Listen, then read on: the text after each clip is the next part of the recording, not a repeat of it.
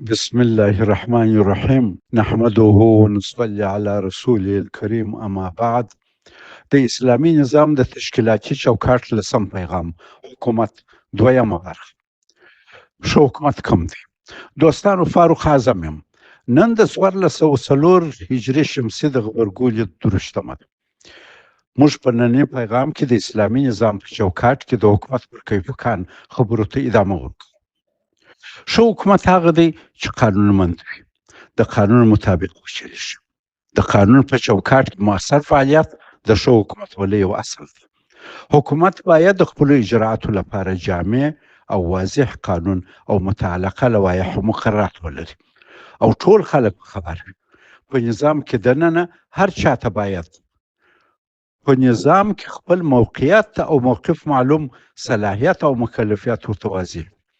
کنه خلک او مامورین به په قانوني خلا کې سردرګمه وي، شخصي تشبثات به ټکني وي او سوء استفادهګرانو ته به د سوء استفادې زمینه مساعده وي.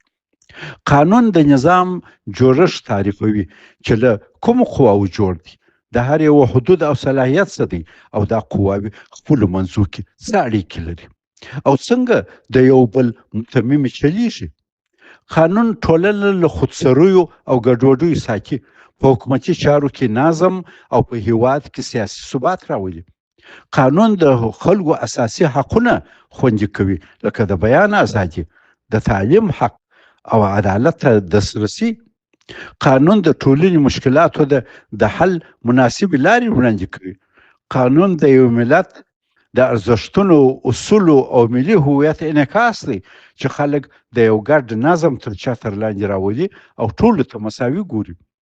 حاکم نظام د اساسي قانون له لارې خپل ولس او دنیا ته ښیي چې زموږ نظام څرنګه نظام دی، موږ څه غواړو او هیواد چیرې بیایو. اساسي قانون او د هغه سم تطبیق د نظام دوام او بقا تضمینوي. د قانون اهمیت په دې کې دی چې په سوله ییز ډول د قدرت انتقال، تشریح او توزیع کوي او ملت پر نظام د ښه سبا په هیله راټولوي. قانون د مشر د واک د مشروعیت میکانیزم، د مشر او حکومت، د مشرو مقننه قوې او د مشرو عدلي نظام ترمنځ د صلاحیتونو ویش تشریح کوي. دوستانو، ډېر مسایل دي چې د هغو په باره کې قرآن کریم صریح څه نه دي فرمایلي، فقهاو جواب ورته رایستلی دی. او یو شمېر داسې مسایل بیا شته چې زموږ په پخواني فقهي کتابو کې صریح جواب نه لري. موږ یې باید اوس ورته پیدا کړو، لکه د هیواد سیاسي نظام، مثلا د مشر ټاکل، د مشر صلاحیتونه، د مشر عزل، یا ملت ته د مشر او حکومت حسابدهي، د هیواد لپاره مشخص اقتصادي نظام، د هیواد لپاره بهرنۍ کړنلاره او داسې نور چې کتابو کې په صراحت نشته. موږ باید د یوې ملي موسیقۍ له لارې تنظیم. په دې ډول متاسفانه په بعضې هیوادو کې خلک اساسي قانون موجودیت نه خوښوي. هغه دا چې یا په حکومتولۍ نه پوهېږي او یا په قانوني کې ګټه وي. په افغانستان کې هغه حکومت مضبوط او ولس ورسره خوښ دی کوم چې د اسلام د اصولو په چوکاټ کې د عصر د تقاضا سره همغږی د خلکو لخوا غوره سوی وي، د قانون سره سم کار وکړي او کار یې اهل ته سپارل شي. ان الله یامرکم ان تؤدوا الامانات الى اهلها. صدق الله العظیم. د کار اهل دا ځان ته تعریف لري او دا تعریف یو دوستانو یو څه دقت غواړي. آرامو، مستقرو او پرمختللو ټولنو کې د دې تعریف یو ډول دی، په متشنجو ټولنو کې بل قسم دی.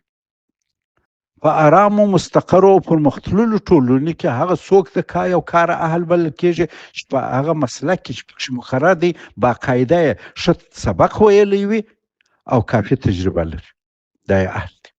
دلته د یو مامور دینداري او اخلاق او صداقت دویمه او دریمه درجه اهمیت لري. دا ځکه ټولنه ارامه ده، باثباته ده او په کنټرول کې ده. هر څوک هر څه نشي کولی. دغسې ټولنه کې کار اصلي هدف دی، کار چې باید ښه فني او مسلکي ترسره شي. ابن خلدون په خپل کتاب المقدمه کې د همدغسې یوې ټولنې په باره کې وایي چې مسلکي مامور ولو چې په صداقت مطمئن نه یو، ښه دی تر هغه مامور چې په صداقت مطمئن یو خو مسلکي نه دی. دا ځکه زموږ هدف خو کار دی او کار په مسلکي چا کېدای شي. موږ کولی شو یو مسلکي مامور د نظارت او تفتیش له لارې له خیانت څخه منع کړو، خو غیر مسلکي مامور ورسپارل شوی کار مخته نشي وړلی. د هغه صداقت د کار پر ښه اجرا هیڅ اثر نه لري. چې کار ونه سي هلته د مامور صداقت څه ګټه رسوي؟ خو که په یو هیواد کې سیاسي استقرار او ثبات ډاډمن نه وي، د ابن خلدون فارمول بیا سم کار نه ورکوي. په بې ثباته شرایطو کې که یو څوک علمي پوهه ډیره ولري خو وظیفه کې صادق نه وي او د صداقت کنټرول ونه کړی شي، د کار نتیجه د امریکا د اشغال په وخت کې د تیر 10 کاله د حکومت چې هغه نمونه ده چې له ټولې دنیا څخه ماهر مسلکي او غټ تعلیم یافته کسان افغانستان ته راغله، هر څه امکانات هم ورته وه خو کار ونه سو. بلکې برخلاف همدغو غټو تعلیم یافتو اکثرو ښه پراخ فني او مسلکي چارواکي د افغانستان دغه حالت وښول چې بې له صداقته په کار کې یوازې مسلکي فهم هر وخت کافي نه دی. قرآن کریم د اهل کار تعریف د یوسف علیه السلام له خولې کوي چې د مصر باچا ته وویل مقرر مې که په دا وظیفه چې زه په کار پوه او امانتکار یم، اني حفیظ علیم. یعنی یو څوک په هماغه کار کې چې مقرر دی هم علمي پوهه او تجربه لري او هم به صادق وي. هماغه چې مسلکي پوهه او صداقت سره یو ځای سوه د مصر نظام او ټولنې ته له لوږې او سقوطه نجات ورکړي. پر هغو ټولنو چې جنګونه او بې ثباتي تېره سوي وي هلته په اول سر کې د مسلک په نسبت اعتماد مهم دی. دا ځکه حالت اضطراري وي اولیت امن ته ورکول کیږي. کله چې په یو هیواد کې نظامي حالت یا مارشاله اعلان سي د ټولو مسلکي ادارو په سر کې یو عسکري صاحب منصب یا قومندان کښیني. کله چې طالبانو له استاد برهان الدین رباني حکومت ونیوي، امارت مجبور خپل اعتمادي خلک د حکومت پر چوکۍ مقرر کړي چې اکثر یې مسلکي نه وه. همدا ضرورت 4 کاله د مخ په اګست 2021 میلادي کې پېښ شو. تېر حکومت یودم سقوط شو. امارت مجبور و چې د امن د تامین او نظم د ساتلو لپاره خلق شوي ادارې خلاوي په خپلو اعتمادي کسانو ډکي.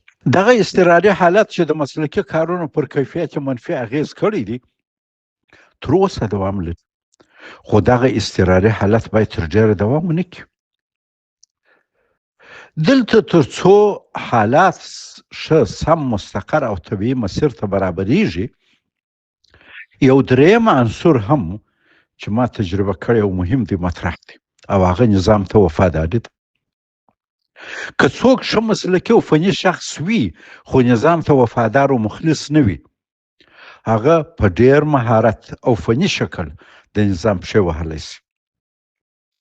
دوستانو، تر دغه نسبي تفصیل وروسته اوس موږ د اهل کار یو نسبتا جامع تعریف ته رسیږو او هغه دا چې اهل کار هغه کس دی چې زموږ په شرایطو کې 3 خصوصیات ولري. اول، په هغه کار کې چې مقرر کیږي باید مسلکي پوهه او تجربه ولري. دوهم، په کار کې صادق وي. او دریم، نظام ته وفادار وي. اوسني شرایط ایجابوي چې په امارت کې د مذهبي علومو او د عصري علومو متخصصین ټول په ګډه په اخلاص او تفاهم د حکومت د تقویه او د ولس د اوسایي لپاره کار وکړي. امارت د خپل کامیابی لپاره باید د دغو دواړو طبقو ترمنځ د حسن تفاهم د ایجاد او تقویه لپاره صادقانه کوشش وکړي. غواړم د دوستانو توجه زموږ په شرایطو کې د اسلامي حکومت په اړه یو څو نورو مهمو ټکو ته راواړوم چې موږ یې جواب په خپلو پخوانیو فقهي کتابو کې په اسان نسو پیدا کولی.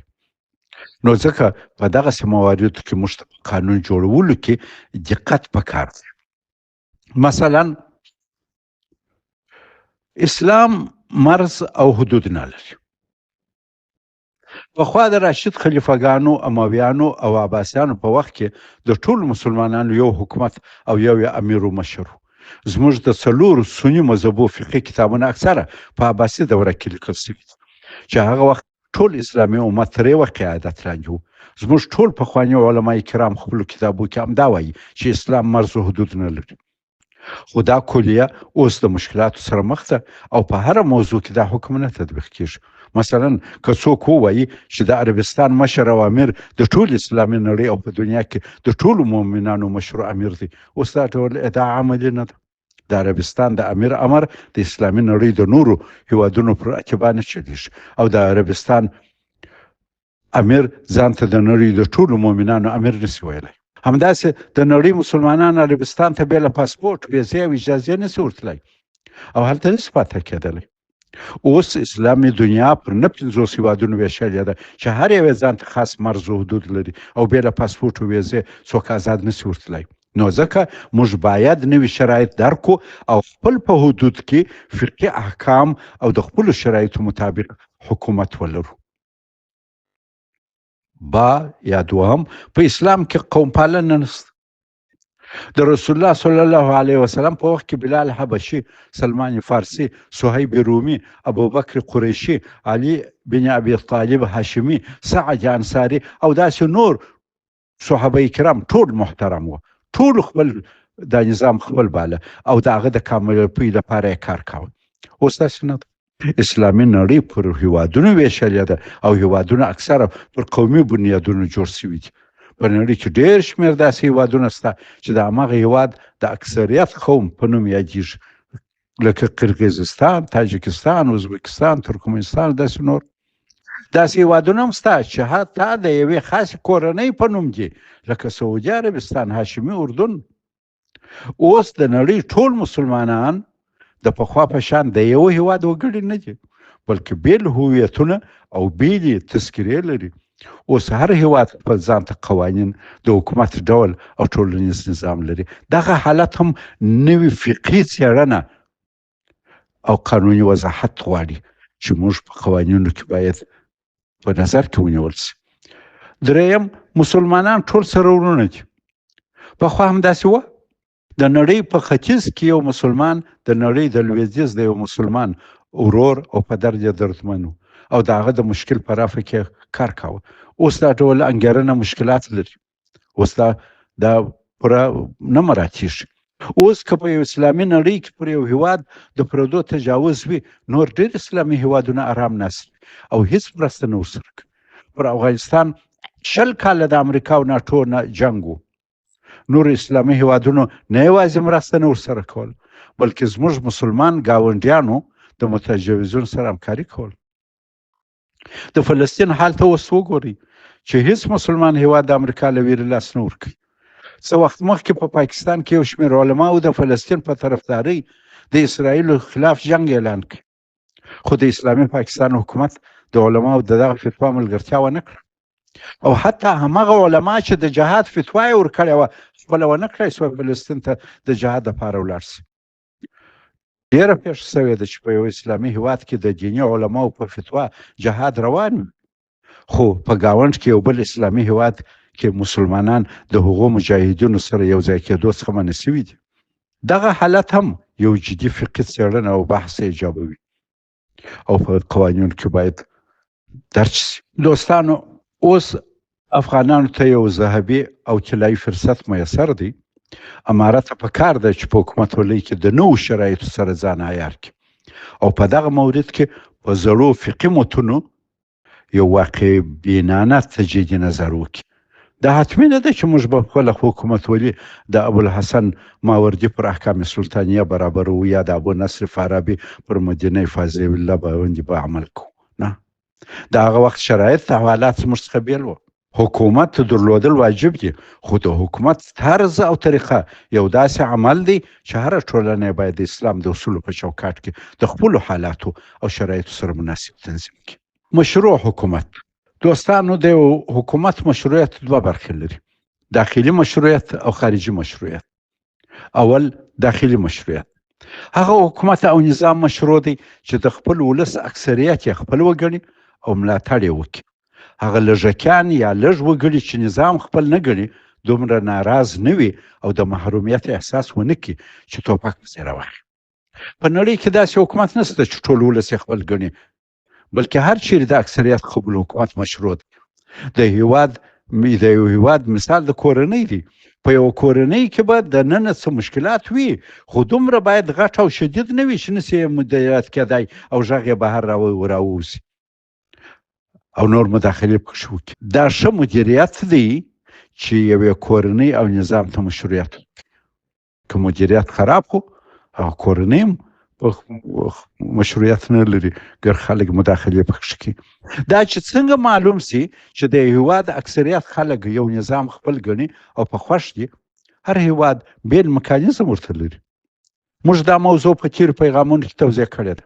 زموږ د طرحې په اساس هغه نظام زموږ په اسلامي ټولنه کې داخلي مشروعیت لري چې د قرآن، سنت او د خلفای راشدینو د منهج په پیروي د خلکو لخوا غوره سوی. دوهم، نړیوال مشروعیت. اوسنۍ نړۍ چې موږ پکښې ژوند کوو د یو کلي حیثیت لري او موږ افغانستان په دغه کلي کې یو کور یو. د کلي نظم د کور د خان او د همدې کلي متنفذینو جوړ کړی دي او هغوی یې تطبیقوي. د دې کلي هر کور، خصوصا لکه افغانستان چې د دې کلي یو کوچنی کور دی، اول کور کې د ننه په خپل منځ کې باید جوړ وي، اواز یې د باندې ونوځي او نورو کلیوالو ته د خپلې کورنۍ په داخلي چارو کې د مداخلت موقع ورنکړي. تر دغه داخلي مشروعیت وروسته د کلیوالو سره د ښه تعامل موضوع بیا مطرح کیږي. د کلي دغه کور باید د کلي د نورو کورونو کلیوالو او د کلي د خانو، سپینږیرو، مخورو متنفذینو سره تفاهم ژوند وکړي، که نه ضرر ورسیږي. که د کلي خان، متنفذین او کلیوال پر دغه کور بندیزونه ولګوي، سړی او حیوان یې نه پرېږدي چې له کوره راووځي او یا نور څوک نه ورپرېږدي چې ورسي او یا شی واروړي، کلیواله همکاري ورسره بنده سي، دغه کور ډېر ضرر ویني او ژوند ته تر ډېره ادامه نسي ورکولی. دغه کلیوال نظم په حقیقت کې خارجي یا نړیوال مشروعیت. اوسنۍ د ملګرو ملتونو مؤسسه چې د نړیوال نظم د طرح او تطبیق اداره ده، تر دویم نړیوال جنګ وروسته د جنګ فاتحینو یا د کلي خانانو امریکا، روس، انګلیس، فرانسه او چین جوړه کړه. دوی ټولې نړۍ ته یا زموږ د نړۍ کلي ته یو نوی نظم جوړ کړي چې د هغه په اساس باید وچلیږي. زموږ د کلي خان امریکا او دا نور څلور طاقتونه چې د کلي متنفذین دي، ښایي په خپلو منځو کې څه رقابت ولري، خو دوی ټول د نور کلیوالو په مقابل کې د خپل جوړ کړي نظام د ساتلو او تطبیق لپاره متحد او یوه خوله دي.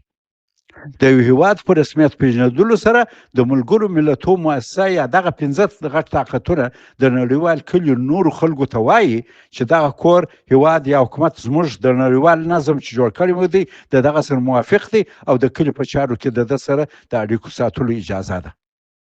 په رسمیت پیژندل یو هیواد ته اجازه ورکوي چې د کلي د نړیوال کلي برخه سي، کلیوال ورسره راشه درشه وکړي، ټولو نړیوالو ادارو، مؤسسو او غونډو ته دسترسي پیدا کړي، خپل نظرونه ورته وړاندې کړي، ملګري یې کړي، د ټولو سره ډیپلوماټیک اړیکې ولري، په مختلفو ساحو کې مرسته ورسره وغواړي او په یو شمېر نړیوالو مسایلو په تصمیم نیولو کې برخه واخلي. نړیوال مشروعیت یو هیواد ته توان ورکوي چې د نورو هیوادونو سره په ډاډه زړه اقتصادي راکړه ورکړه او تجارت ولري او د خپل پرمختګ لپاره د نړیوال بانک، نړیوال مالي صندوق او نورو نړیوالو مؤسسو سره مرسته وغواړي. په رسمیت پیژندل یو هیواد ته حق ورکوي چې د نورو هیوادو سره تړونونه نه وکړي، مرستې ورسره وغواړي، د خارجي تجاوز او داخلي ګواښونو خلاف نړیوال ملاتړ جلب کړي. د رسمیت پیژندلو په صورت کې نړیوال مرسته کوي چې د ګاونډي یا پر بل هیواد سره د جنجال په صورت کې د حل په لار کې مرسته خپله کړي. په لنډ ډول نړیوال مشروعیت معنا دا چې د ګاونډیانو او د نړۍ د ټولو غټو طاقتو سره به د اړیکې ښې وي. که څه هم یو حکومت ښایي بې له خارجي رسمیت پیژندلو څه وخت دوام وکړي، خو که یو هیواد په رسمیت نه وي پیژندل سوی، هغه په نړیواله ټولنه کې تجرید دی، تجارت او پانګونه یې فلج ده، کم تاثیره ده، اقتصادي ثبات او پرمختګ یې مطمئن نه دی. د خلکو باور د حکومت پر دوام کمزوره کیږي او داخلي ناراضیان بیا روحاً تقویه کیږي. که ضرورت پیدا سي او غټ طاقت ضرورت پیدا کړي د بهرنیانو لخوا د دغسې ناراضیانو مسلحه تقویه بیا اسانه ده. د ځکه د حکومت د بقا لپاره نړیواله ذمهواري نشته. والسلام علیکم ورحمت الله وبرکاته. د اسلامي نظام د تشکیلاتي چوکاټ د 10 پیغام یا حکومت دریم برخه په بل پیغام.